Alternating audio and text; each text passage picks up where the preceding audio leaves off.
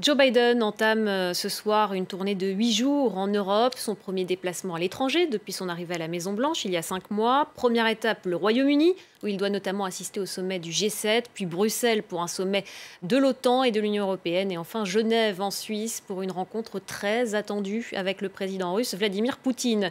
Lors de ce voyage, le président américain veut rassurer ses alliés soumis à rude épreuve après 4 ans de présidence Trump. Il veut aussi les mobiliser face à la Chine et la Russie. Alors, que peut-on attendre de cette nouvelle relation transatlantique? L'Europe est-elle vraiment la priorité du nouveau président américain? Les Européens, eux, sont-ils prêts à suivre les États-Unis sur tous les dossiers? Que peut faire Joe Biden face aux ambitions russes? On va en débattre avec nos invités ce soir. François Hesbourg, conseiller spécial à la Fondation pour la recherche stratégique. Bonsoir. Elvire Fabry, chercheuse senior à l'Institut Jacques Delors. Et puis en duplex, bonsoir. Et puis en duplex de Washington, Mathieu Mabin, le correspondant de France 24 aux États-Unis. Et en Skype avec nous également, Philippe Golub, professeur de relations internationales à l'Université américaine de Paris. Bonsoir à tous les quatre. Merci beaucoup d'avoir répondu à notre invitation. On va tout d'abord écouter Joe Biden, le président américain, qui s'est exprimé juste avant de monter dans l'avion tout à l'heure. Strengthening the alliance, make it clear to Putin and to China that Europe and the United States are tight and the G7 is going to move. Thank you. Expect that Putin will be able to work out any kind of understanding with you on the cyber attack? Who knows? It's going to be a subject of our discussion. François Hesbourg, Joe Biden veut concrétiser l'engagement renouvelé de l'Amérique envers ses alliés avec ce déplacement aux États-Unis. Mais après les dégâts de 4 ans de présidence Trump, est-ce qu'il sera vraiment en mesure de restaurer la confiance des Européens ? La partie facile du voyage, c'est évidemment le fait d'arriver comme étant un président qui respecte ses alliés, qui est un train qui arrive à l'heure et qui ne provoque pas des catastrophes, si je puis dire, comme son prédécesseur. Et de ce point de vue-là, le voyage dans sa partie G7, Union européenne, OTAN, pourra être présenté, à juste titre d'ailleurs, comme un succès. Les vraies difficultés vont commencer avec l'examen des dossiers, parce que pour l'instant, et c'est d'ailleurs assez naturel, compte tenu de la date de l'arrivée de Biden aux affaires au mois de janvier dernier, et le fait, bien sûr, aussi que la politique étrangère ne soit pas la priorité du président américain en ce moment, il est assez naturel qu'au-delà des visions générales, il n'y ait pas encore des déclinaisons toujours très précises des politiques qui seront réellement tentées, présentées, et vis-à-vis des Européens et vis-à-vis, le moment venu, de Poutine à Genève. Elvire Fabry, est-ce que ce sera si facile de resserrer les liens avec les Européens après ces 4 années de l'administration Trump, où il y a quand même quelque chose qui s'est cassé, les Européens qui ont avancé un peu seuls pendant tout ce temps-là, finalement? Oui, je crois que ce qu'il faut garder à l'esprit, c'est que les Européens d'il y a 4 ans ne sont plus les mêmes que ceux d'aujourd'hui. Ils ont changé. On parle depuis quelques mois maintenant beaucoup du concept d'autonomie stratégique, avec beaucoup de débats internes entre les Européens sur cette idée d'une Europe qui s'affirme, d'une Europe qui veut défendre ses intérêts, qui pense évidemment à la coopération transatlantique et qui a été, comme vient de le rappeler François Hesbourg, très soulagé évidemment par l'arrivée de Joe Biden et sa main tendue vers les Européens qui a été immédiate, c'est-à-dire un message vraiment de support à la fois à une coopération multilatérale et particulièrement transatlantique. Maintenant, c'est vrai que par rapport à l'agenda de coopération transatlantique que les Européens ont proposé dès décembre, maintenant ils sont revenus un petit peu de leur enthousiasme initial. Il y a beaucoup de prudence parce que c'est vrai que au-delà des mois d'installation de l'administration Biden, il y a véritablement une priorité très claire sur les investissements de politique intérieure et qu'on manque totalement de clarification sur la politique étrangère de Biden, notamment vis-à-vis de la Chine. et dont on sait que c'est un enjeu déterminant pour structurer cette coopération. Après, justement, de la Chine. Philippe Golub, justement, Elvire Fabry l'a évoqué, ce n'est pas la même Europe qu'il y a 4 ans et ce ne sont pas les mêmes dirigeants non plus. Angela Merkel est bientôt sur le départ. Il y a eu le Brexit aussi entre-temps. Et puis, Emmanuel Macron n'est plus aussi populaire qu'au début de son mandat. Oui, effectivement, il y a une transformation politique des deux côtés, des deux rives de l'Atlantique qui ont lieu. Il y a le problème évidemment du changement du personnel politique en Allemagne qui se pose de façon importante pour l'Europe et pour la relation transatlantique, et plus généralement pour les relations internationales. Mais il y a surtout le fait que les Européens savent aujourd'hui que la relation transatlantique est devenue très dépendante de la politique intérieure américaine. Et que les évolutions de la politique intérieure américaine rendent imprévisible à moyen terme ce que sera cette politique à l'avenir. Et donc des deux côtés, il y a des problèmes de perception sur la stabilité de l'alliance, sur l'utilité de l'alliance au niveau des relations internationales dans leur ensemble, car après tout, Biden effectivement penche vers la Chine, il pense à la Chine, comme d'ailleurs les élites de politique étrangère de sécurité américaine, c'est leur focalisation essentielle. Donc les questions importantes demeurent qui rendent l'alliance moins forte qu'elle ne pouvait l'être pendant la période de guerre froide. Mathieu Mabin, vous êtes à Washington pour restaurer justement la confiance, resserrer les liens entre les États-Unis et les Européens. Les Européens, ils ont besoin d'une certaine manière d'être rassurés, notamment sur ces questions de politique intérieure américaine, sur la stabilité de la démocratie américaine qui a été un peu chahutée ces derniers mois. Oui, absolument. C'est d'ailleurs l'objectif affiché de Joe Biden. D'abord, on l'a dit, il s'agit du premier voyage de Joe Biden en tant que président des États-Unis. C'est un voyage important.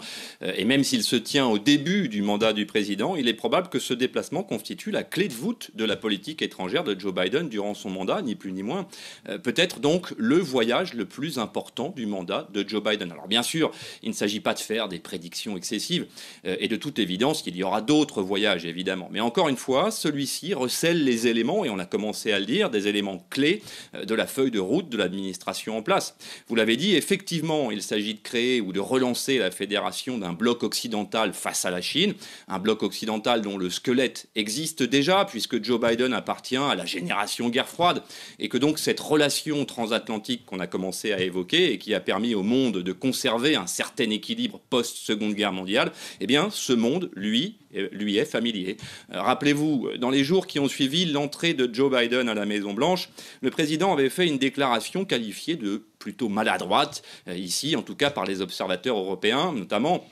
L'Amérique est à nouveau prête à guider le monde. Ce sont ces mots. Sans faire de déclaration supplémentaire, Joe Biden avait regretté cette phrase, puisqu'avant de prétendre guider à nouveau le monde, la Maison-Blanche a effectivement le devoir, l'obligation, et le département d'État confirme cette idée, de ne pas faire l'économie d'une remise en ordre de la politique étrangère américaine. 4 ans de Trumpistes ont effectivement et clairement déboussolé les chancelleries européennes, et c'est concrètement pour faire oublier cette période que cette parenthèse que les diplomates américains abordent les grands dossiers transatlantiques avec prudence et humilité, au moins dans la forme et au moins pour le moment. Par exemple, l'Amérique a besoin de l'OTAN et les Européens, presque tous les Européens en tout cas, la France au premier chef, milite pour une défense européenne plus forte. Les deux dossiers ne sont d'ailleurs pas incompatibles, mais il va falloir trouver un équilibre là aussi, et ce sera l'un des grands défis de part et d'autre de l'Atlantique. Ensuite, et même si cela est relativement inattendu, cette visite va permettre aux leaders de l'Union européenne de mesurer l'intention réelle de la diplomatie américaine, et notamment dans la relation franco-allemande. Pas de défense européenne sans le binôme franco-allemand, pas de binôme franco-allemand sans la bénédiction des États-Unis, et il en va de même sur le plan économique. La relation des Allemands avec la Chine n'est pas celle des Français, et pour constituer ce bloc occidental face à Pékin, les Allemands vont devoir réorienter leur marché et leur partenariat avec l'Asie. On l'aura compris, donc la visite de Joe Biden en Europe ne va pas conditionner que la relation transatlantique, mais aussi, et je dirais même surtout, l'équilibre intra-européen. François Hesbourg, l'Amérique est de retour, avait aussi lancé Joe Biden. C'était lors de la conférence de la sécurité de Munich, c'était en février. C'est vraiment la fin de 4 années d'isolationnisme de la part des États-Unis? À un niveau, oui, bien sûr. La vision unilatéraliste, transactionnelle de Trump, elle est derrière nous.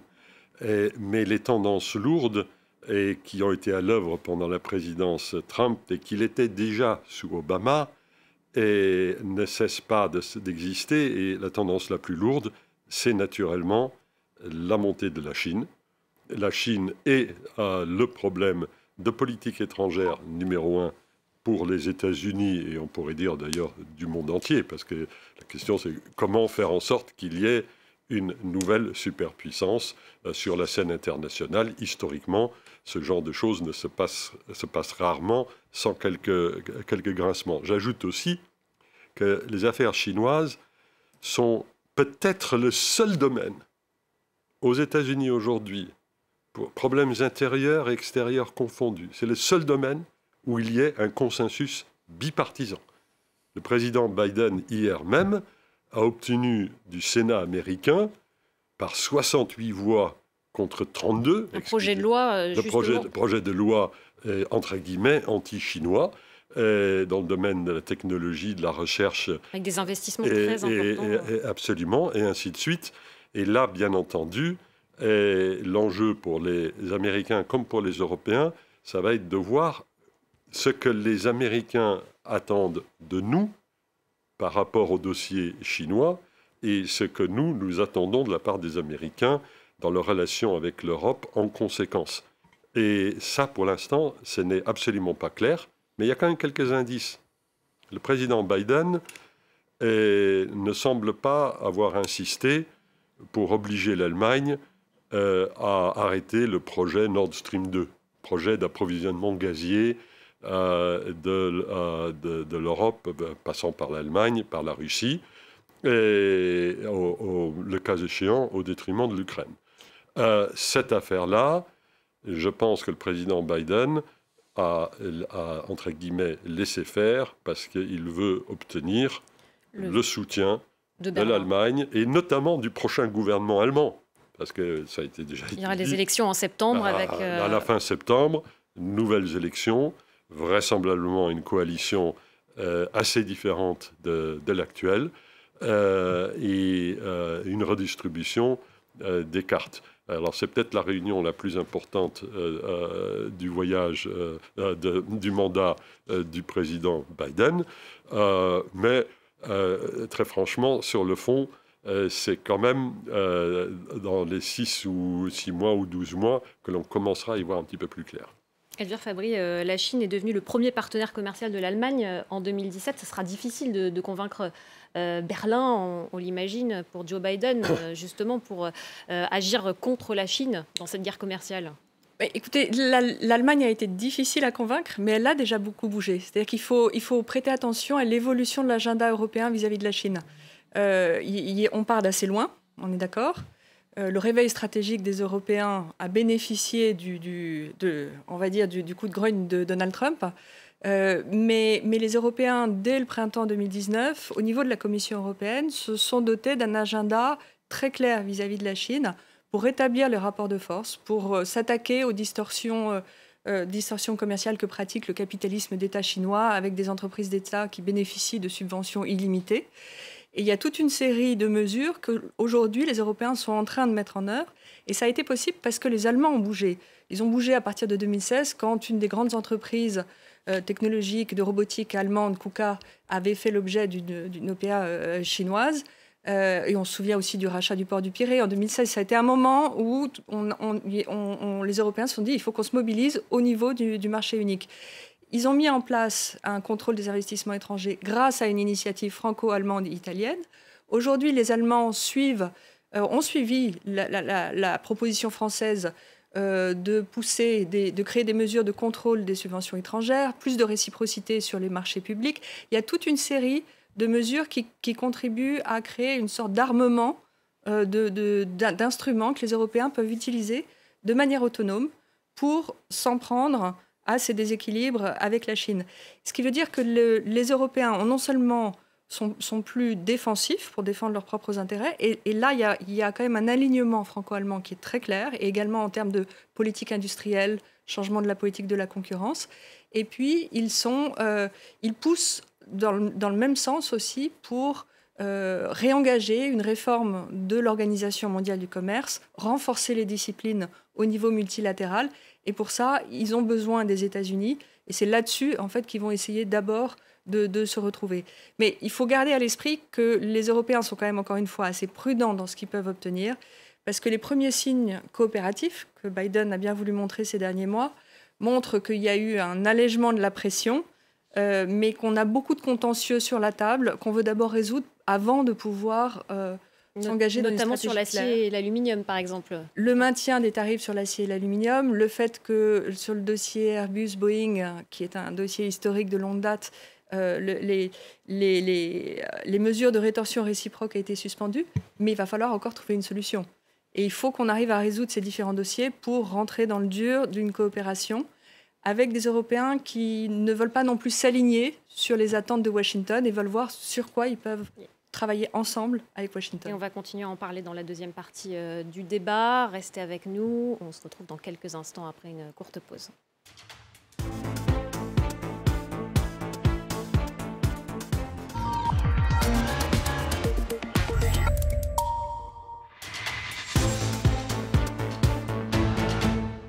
Voilà tout de suite la deuxième partie de notre débat consacré à ce déplacement en Europe de Joe Biden, le président américain, un déplacement de 8 jours qu'il débute ce soir au Royaume-Uni, qu'il emmènera ensuite à Bruxelles puis à Genève. Avec moi ce soir, François Hesbourg, conseiller spécial à la Fondation pour la recherche stratégique, Elvire Fabry, chercheuse senior à l'Institut Jacques Delors, Philippe Golub en Skype, professeur de relations internationales à l'Université américaine de Paris. Et puis, en duplex, depuis Washington, Mathieu Mabin, notre correspondant aux États-Unis. Alors, avec ce déplacement, Joe Biden, on en a parlé, veut resserrer les liens avec les Européens pour mieux contrer les autocraties, notamment la Chine. On va écouter tout de suite le conseiller américain à la sécurité nationale. Il s'exprimait en début de semaine. Lorsque le président Biden reviendra à Washington la semaine prochaine, nous pensons que nous serons dans une position matériellement plus forte pour gérer les menaces et les défis majeurs auxquels notre pays est confronté. Le Covid, le climat, la Chine, le cyberespace, la Russie et la mise en place des règles pour le commerce et la technologie dans le futur. Philippe Golub, est-ce que ce sera plus difficile de convaincre l'Europe de prendre ses distances avec la Chine quand on sait que les économies européennes ont été très éprouvées par la pandémie de Covid-19 ? Oui, effectivement, les intérêts économiques européens, le mercantilisme allemand en particulier, au niveau de sa politique d'exportation internationale, font que les intérêts européens et états-uniens sur ce dossier divergent, sur le dossier chinois divergent de façon très substantielle, non pas sur la question des droits humains, des droits de l'homme et de la politique internationale agressive de la Chine en mer de Chine du Sud, par exemple, mais sur les intérêts économiques des grandes firmes européennes qui sont très profondément imbriquées à l'économie chinoise. Et cette imbrication, cette interdépendance entre les économies européennes, allemandes en particulier, mais aussi italiennes et chinoises, font que les États-Unis et l'Europe, sur ce point-là, ne voient pas les choses exactement dans le même sens. On perçoit des phénomènes similaires dans d'autres domaines de la politique internationale, où l'Europe a des intérêts divergents. Alors je dis l'Europe, mais en fait, l'Europe est divisée en États-nations qui ont leurs propres intérêts. Les intérêts français et allemands ne sont pas identiques, que ce soit vis-à-vis de la Chine ou vis-à-vis d'ailleurs du reste du monde, le Moyen-Orient en particulier. Donc il y a les intérêts particuliers des pays européens au niveau commercial, économique et technologique.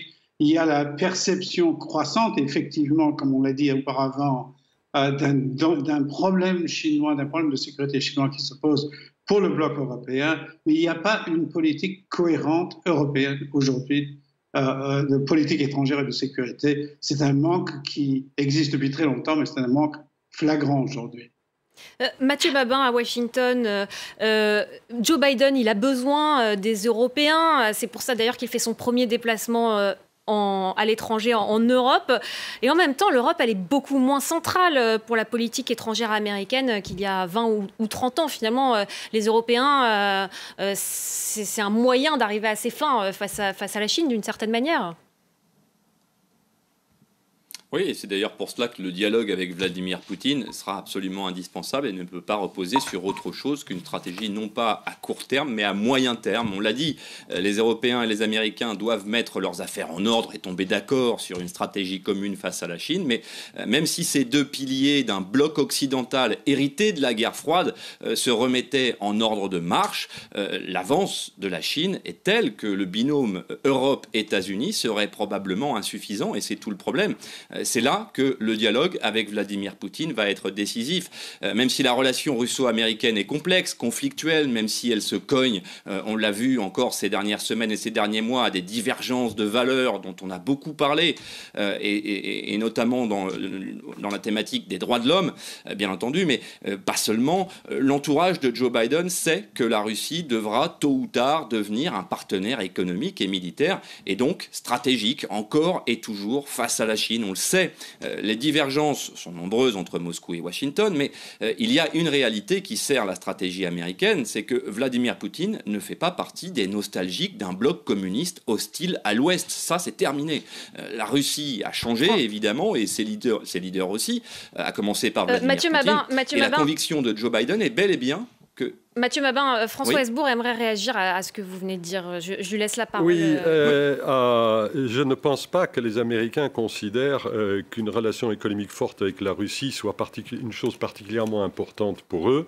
Peut-être un petit peu sur l'économie verte, sur le réchauffement climatique. Je pense que ce sera un des thèmes à la réunion à Genève. Mais très honnêtement, la Russie est un pays, suivant la façon de calculer, qui est un PIB qui se promène quelque part entre celui de l'Espagne et de l'Italie. Ce n'est pas exactement une priorité économique pour les États-Unis. La Russie est un problème militaire, notamment pour les Européens, et c'est là aussi, je crois qu'il faut faire très attention. Les Américains ont peut-être besoin de l'Europe, et notamment d'une coopération sur le dossier chinois, ça c'est tout à fait exact, mais les Européens ont peut-être un tout petit peu besoin aussi des Américains par rapport aux voisins russes, qui a quand même manifesté assez souvent sa volonté de revenir en arrière par rapport à l'ordre de sécurité établi en Europe depuis la fin de la guerre froide. Donc je ne pense pas que Biden va arriver entre les bras de Poutine en faisant, j'allais dire, l'équivalent de ce que le président Macron a tenté en 2019 sans aucun succès, il faut l'ajouter, quand le président Macron a affirmé devant les ambassadeurs, comme il avait fait avant lors de sa rencontre avec Poutine à l'époque, en disant « Écoutez, on va être ami-ami entre l'Europe et la Russie, et comme ça, la Russie se détachera de la Chine. » C'était une construction intellectuelle tout à fait grandiose, mais qui a conduit rigoureusement nulle part. Les relations entre la Russie et la Chine sont stratégiquement et économiquement très importantes. Elles ne dépendent pas de ce qu'en pensent les États-Unis ou de ce qu'en pense l'Europe. Ça, c'est une erreur à ne pas commettre, et je pense que je serais très surpris que quelqu'un comme Jake Sullivan ou quelqu'un comme Kurt Campbell, l'homme qui s'occupe du dossier chinois, ou quelqu'un comme Tony Blinken nourrissent des illusions particulières à cet égard. Mathieu Mabin, un dernier mot. Vous voulez réagir à ça? Oui, et pourtant, ce qu'on observe ici à Washington, autant au département d'État qu'au Pentagone, c'est une dissociation des enjeux économiques et militaires face à la Chine de plus en plus faible. Ce que l'on observe ici, et ce qu'observe Anthony Blinken, et c'est ce qu'observe l'entourage de Joe Biden, c'est une croissance économique de la Chine qui est proportionnelle à la croissance militaire. Et c'est véritablement le sujet qui préoccupe Joe Biden aujourd'hui. Et en cela, et pardon de vous contredire, contredire, le rôle des Russes sera absolument central. Alors bien sûr, la place des Russes sur le plan économique n'est pas aussi importante que celle de l'Union européenne, mais ce qui est certain, c'est que l'attelage américain et européen ne suffira pas dans les décennies à venir. En tout cas, c'est l'obsession de Joe Biden et de la diplomatie américaine. Cet attelage ne suffira pas à faire face à la Chine. Et encore une fois, il y a une perspective de confrontation économique évidente qui peut se traduire, en tout cas, c'est le point de vue du secrétaire à la Défense ici à Washington, qui peut se traduire tôt ou tard par une confrontation d'ordre militaire. Et dans cette perspective, les Russes auront évidemment un rôle central à jouer.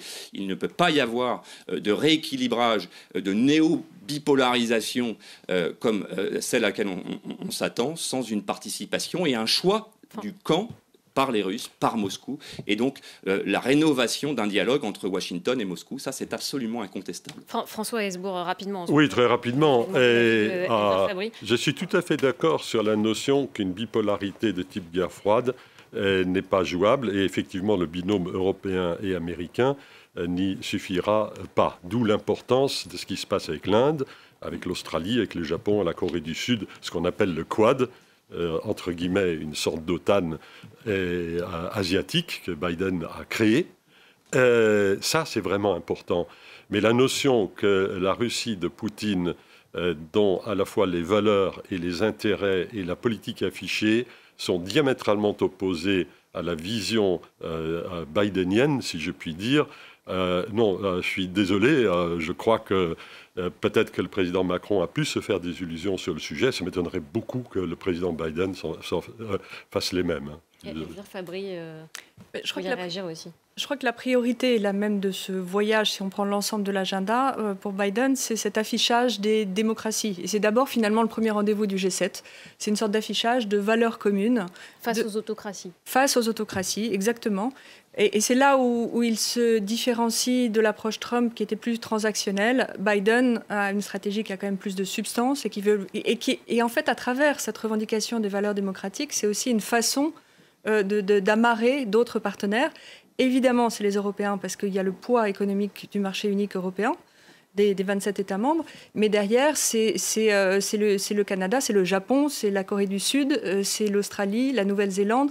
On souhaiterait amarrer également l'Inde.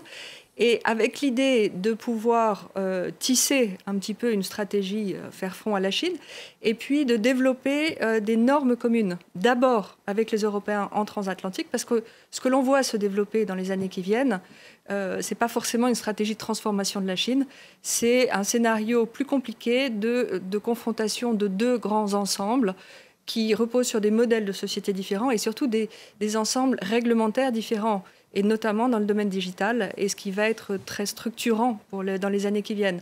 Et la volonté d'abord des Américains, c'est d'amorcer cette coopération dans le domaine technologique, et notamment à travers cette initiative qu'avaient proposée les Européens d'un conseil de commerce et technologie, qui permettrait de développer des normes communes en termes d'utilisation de l'intelligence artificielle. Ça a l'air d'être très sectoriel. Non, c'est un enjeu majeur et qui en fait pourrait servir un petit peu de plateau pour construire autour et tisser autour une coopération réglementaire plus large. Philippe Golub, ça suffit, ces valeurs démocratiques communes pour avancer ensemble sur tous ces dossiers face à la Chine, face à la Russie? Alors je pense qu'il y a un problème conceptuel quand même, un problème non pas tellement diplomatique mais conceptuel à la reconstruction d'une alliance des démocraties de type guerre froide qui serait dirigée contre des États autoritaires ou totalitaires en l'occurrence, qui sont en voie de devenir totalitaires. Donc, je pense qu'il y a une très grande difficulté de mobilisation, de création d'une véritable alliance fondée sur ces principes-là. On l'a vu lors des guerres extrêmement malheureuses, n'est-ce pas, de l'administration Bush, George W. Bush, au début des années 2000, qui se sont faites au nom de la démocratie, au nom de la démocratisation du Moyen-Orient. Je ne suis pas sûr du tout que ce soit l'orientation sur laquelle on peut gagner la lutte à la fois politique et économique vis-à-vis de la Chine aujourd'hui. D'autant plus que le problème essentiel, me semble, est quelque part ailleurs. Le problème essentiel vis-à-vis de la Chine aujourd'hui, c'est que la Chine est une partie intégrante et déterminante de l'économie dite libérale mondiale, c'est-à-dire de l'économie capitaliste mondiale, que tous les grands acteurs économiques internationaux et transnationaux sont investis en Chine, et la Chine investit le monde tout entier. La Chine, contrairement à l'Union soviétique pendant la période dite de guerre froide, est un des cœurs de l'économie capitaliste mondiale, plutôt qu'étant une autarcie séparée de cette économie. Et désencastrer la Chine de l'économie capitaliste mondiale implique une crise de très grande ampleur du système dans sa totalité. Et le problème essentiel pour l'Europe et les États-Unis, et là, se trouve là, les États-Unis aujourd'hui sont confrontés à un défi stratégique qui rentre en contradiction avec leurs propres firmes transnationales qui investissent aujourd'hui encore plus qu'hier en Chine. Donc on est là dans des encastrements très complexes. La guerre n'est pas nécessairement au bout de ce processus, mais des confrontations auront lieu qui détermineront les équilibres entre les uns et les autres. Vous vouliez réagir Oui, voilà, très volontiers. D'abord, je suis tout à fait d'accord avec ce qui vient d'être dit. Et le découplage, qui est le mot qu'on emploie souvent pour désigner la tentative de désencastrer la Chine par rapport à la mondialisation, et ce découplage risque de se faire pour une raison très basique, c'est que visiblement les Chinois sont également intéressés au découplage. Ils sont intéressés à travers leur programme qui s'appelait jusqu'à récemment Made in China, ce qui veut bien dire ce que ça veut dire, et qui a été rebaptisé sous une forme un peu plus absconse, mais en fait plus vigoureuse, qui est de faire deux économies chinoises, l'une qui serait couplée à la mondialisation et une autre qui en serait découplée. En toile de fond, vous avez la brutalité, mais très très forte, entre les États-Unis et la Chine dans le domaine économique et technologique. Vous le voyez à travers la façon dont les États-Unis sont en train d'essayer de casser Huawei, très grande société chinoise réputée être liée au complexe militaro-industriel chinois. Vous le voyez dans la façon dont la Chine et parfois cette société ont tenté de faire peser politiquement, diplomatiquement et stratégiquement leur choix sur les États européens. Pratiquement aucun moyen de pression n'a été laissé de côté quand ils ont tenté, sans succès, il faut bien le dire, d'obliger les Européens à acheter chinois au lieu d'acheter la 5G à la Suède et à la Finlande, qui appartiennent quand même à l'Union européenne. Alors, on a beaucoup parlé de la Chine. Moi, j'aimerais qu'on parle un petit peu plus de la Russie pour finir. La présidence américaine a donné très peu de détails, en tout cas sur le déroulement du tête-à-tête la semaine prochaine entre Vladimir Poutine et Joe Biden. On va écouter ce qu'attend la Russie et puis ce que pense le secrétaire général de l'OTAN de cette rencontre, et puis on en parle juste après. Nous n'avons pas d'attentes disproportionnées et nous ne nous faisons pas d'illusions quant à d'éventuelles avancées. Mais il y a ce besoin d'échanger nos points de vue au plus haut niveau sur les menaces auxquelles font face la Russie et les États-Unis, deux des plus grandes puissances nucléaires du monde.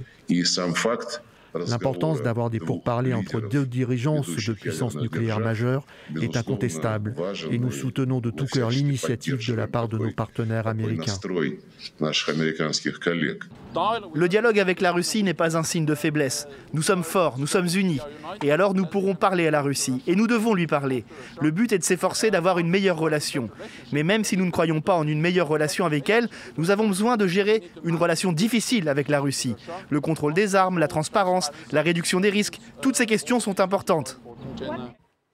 Mathieu Mabin à Washington, Ukraine, Biélorussie, cyberattaque, les dossiers de friction ne manquent pas entre la Russie et les États-Unis. Que peut faire Joe Biden face aux ambitions russes, à part adresser des lignes rouges ? D'abord, régler les comptes entre Moscou et Washington. On le sait, les divergences sont nombreuses entre Moscou et Washington. On en a évoqué quelques-unes sur votre plateau à l'instant. Mais il y a une réalité qui sert la stratégie américaine, c'est que Vladimir Poutine ne fait pas partie des nostalgiques d'un bloc communiste hostile à l'Ouest. Il y a eu de vrais mouvements au cours des dernières décennies et ces mouvements qui nous attendent au cours des prochaines décennies seront d'ailleurs exponentiels dans ce domaine. La Russie a changé, évidemment, et ses leaders aussi. Et la conviction que Joe Biden est bel et bien devant l'inévitable choix auquel vont devoir se plier les Russes dans les prochaines décennies, le modèle américain et européen l'emportera à Moscou très probablement, et au rythme où la Chine se développe économiquement et militairement, et je dirais même surtout militairement, ce choix interviendra très probablement à moyen terme et non pas à court terme. Nous avons beaucoup évoqué la situation actuelle au cours des dernières minutes. C'est de mon point de vue et du point de vue d'ailleurs de la diplomatie américaine, puisque peu importe mon point de vue, je ne fais que vous rapporter ce que j'entends ici à Washington. Cette vision à court terme n'est pas celle de Joe Biden. Le plus tôt sera le mieux pour Joe Biden. Il est indispensable pour Washington de restaurer un dialogue avec Moscou. Évidemment, un dialogue économique qui n'est pas dominant, mais certainement un dialogue d'ordre stratégique et encore une fois qui vise à moyen terme, c'est-à-dire au-delà de l'espérance de vie politique de Joe Biden. Philippe Golub, Joe Biden et Vladimir Poutine, ils se connaissent plutôt bien. Joe Biden était le vice-président de Barack Obama, il ne faut pas l'oublier. Il n'a pas hésité, lors d'une conférence de presse, à qualifier Vladimir Poutine de tueur. Ça présage quoi de cet entretien entre les deux hommes? Alors, c'était peut-être pas très habile d'annoncer ça comme de cette façon-là publiquement. Les deux hommes se connaissent, ils savent se parler franchement. Je pense que des deux côtés, les vrais pourparlers commencent maintenant. Les vrais engagements pour le futur vont être déterminés par les choix pris par l'administration américaine en particulier en matière de politique vis-à-vis de la Russie, qui ne sont pas, c'est pas tout à fait clair aujourd'hui. Quelle sera cette politique américaine vis-à-vis de la Russie? On est là dans un flou qui devrait s'éclaircir peut-être dans les mois à venir. Elvire Fabry, un mot sur ce qu'on peut attendre de cette rencontre entre les deux hommes? Écoutez, je pense qu'il y a peut-être un message qui doit concerner l'opinion publique américaine. Parce que l'objectif, finalement, vis-à-vis de la Russie, c'est d'éviter qu'il y ait une bascule de la Russie vis-à-vis de la Chine. Ça, c'est un agenda de long terme. Mais ce qui n'a pas été compris à court terme par l'opinion publique britannique, et notamment au Congrès, c'est la question des sanctions que Biden n'a pas appliquées sur ce qui était évoqué tout à l'heure, les gazoducs Nord Stream 2. Parce que là, pour le coup, il y avait un soutien transpartisan quand même fort à l'application de ces sanctions. Et il est probable que la question de l'Ukraine fera quand même partie des échanges et que l'on puisse éventuellement attendre une prise de position de Biden, à minima de soutien à la poursuite des accords de Minsk, qui signale une position quand même de soutien ferme à la défense de l'Ukraine. Ce serait pas inintéressant. Et on suivra ça en tout cas de très près sur France 24. Merci beaucoup à tous les quatre d'avoir été présents pour ce débat. Restez avec nous, l'information continue sur France 24.